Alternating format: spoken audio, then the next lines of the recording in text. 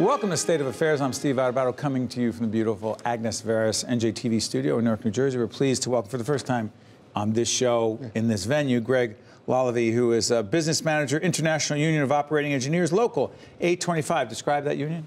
We're men and women who operate heavy equipment that builds infrastructure projects, buildings, mine aggregates all around the state of New Jersey. Last time Greg was with us, there was a whole debate going on about the gas tax in New Jersey to fund the Transportation Trust Fund. The gas tax passed.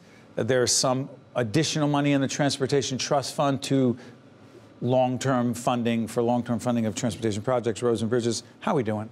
We're doing well now. The money is starting to hit the street, so people can see a lot of paving projects going on now. We're starting to see the more complex road and bridge projects get into the pipeline to be bid to address choke points and deficient bridges. So we're moving in the right direction. In fact, Greg has been appointed to, as we do this program, soon to be Governor Murphy will be taking office. You've been appointed to the Transition Committee dealing with what area? Labor and Workforce Development. Shocking. Talk about the workforce that you represent. Who are these folks and why do these issues of infrastructure, not sexy, but so important, matter so much to them? Well, infrastructure is like the blood system in a body. It's going to move our economy around. It moves goods. It moves services. It keeps businesses competitive. When people go to site a business in a place, they look to see how easy it is to get their goods around, how easy it is to get their people to and from work. So it's critical to everything we do. So if you're advising Governor Murphy, soon to be Governor Murphy, on these issues, what would you say the number one, two, I'm not going to say three, one and two priorities are? To talk about New Jersey transit, I think our rail infrastructure is seriously underserved. Define underserved. Well, there was a report that came out over the summer about the safety of New Jersey transit, and the fellow who put that report up was dismissed from New Jersey transit. I think that has to be looked at. There was an assembly hearing, where he testified and talked about the safety issues on transit. If you look at the Northeast Corridor, where Amtrak owns it, there's several spots where trains have to slow down to 35 miles an hour if there's an Acela coming the other way. Because Acela is one of the Amtrak trains. Right, because there's a risk of a derailment. So signaling needs to be upgraded, tracks need to be looked at. Then, of course, the big thing on the board would be the Gateway project. Going into New York City? Yeah. In and out of New York City. New tunnels under the Hudson River. When Pennsylvania Railroad came in and built both Penn stations, the two tunnels under the Hudson River, the Portal Bridge, that was in 1920.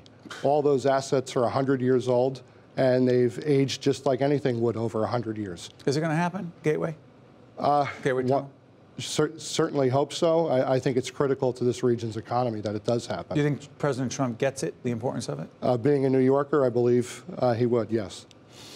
Let's try this. You know what's so interesting? The bridges. There was a report put out, I believe by the DOT, if I'm mistaken, you will correct me, that talked about the condition of our bridges and that a high percentage of them are crumbling underneath. The infrastructure, the concrete, things are not as strong as they need to be. And I don't want to, say the sky is falling, but how dangerous are they?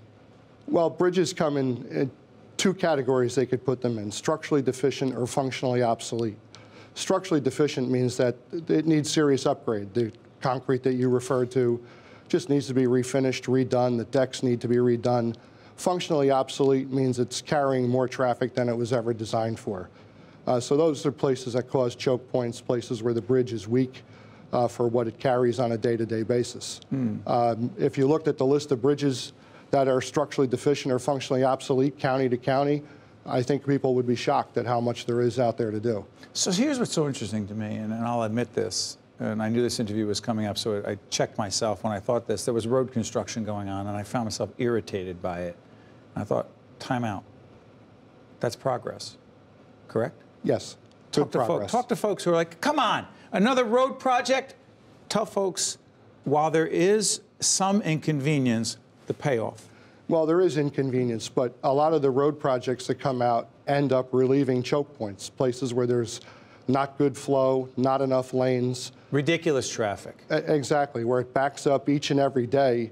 So it's one step back, two steps forward into relieving that choke point. So what you're saying is we, as New Jerseyans, as Americans, don't think much about infrastructure until there's a serious problem. You remember, I think I might have said this in our last interview, was it the Mayanas Bridge? Mm-hmm. There was a horrible accident. Yes. And the bridge collapsed. Cars actually, I believe, went into the water, dark, nighttime, people were killed. Like, yeah, a dozen or so people died. A dozen or so people. We can't wait for that. No, that's impossible. But what I'm trying to get at is people don't think about it until you have a crisis, and then the question is, why didn't they do something about that? And that's what they'll do. They'll look to lay the blame. And I understand people don't want to be inconvenienced. They don't want the extra time on the ride home. The reality is that they're spending that time each and every day incrementally. And that's lost revenue to a business. How's that lost revenue? Well, businesses aren't getting their people to work on time. They're not getting a salesperson or other person from point A to point B as efficiently as they could. It's lost time with families at the end of the day. Quality of life. Absolutely. Last question for you before I let you out of here. Someone says, well, there's not enough money to do this, and we have to make tough decisions in terms of priorities. School funding of education, higher funding for higher education, if you will, property tax relief, the whole range of things that matter. Where does transportation, where does infrastructure fit into that matrix? Well, thankfully, the broader picture for the state was solved this year, at least for 8 years going forward. With the Transportation Trust Fund? Yes. That gets us 8 years? Yes. And before I let you out of here, Greg, describe exactly what that is. Does all the money come from the gas tax? Well, it funds $2 billion from the state side. What we have to make sure over the next 8 years is that we're vigilant in making sure we get the federal matching funds. So our $2 billion a year should really be $4 billion a year when the federal government matches our Is the Fed state. committed to actually matching it? Well, the Trump administration is still working on getting itself together in the transportation area. There's several seats that aren't filled yet. But that's... I mean cabinet level positions? Sub-cabinet, inside the people who actually get department. stuff done? Yes. By the way, let me disclose that Local 825 is one of the supporters of some of the public awareness programming we do, public policy programming. And Greg Lalevee is business manager, International Union of Operating Engineers, Local 825. How many members do you think you have? 7,000. You knew exactly. We'll be right back right after this. Thank you, Greg. Thank you. State of Affairs with Steve Adubato is a production of the Caucus Educational Corporation, celebrating over 25 years of broadcast excellence. State of Affairs with Steve Adubato is brought to you from the Agnes Veris NJTV studio at 2 Gateway.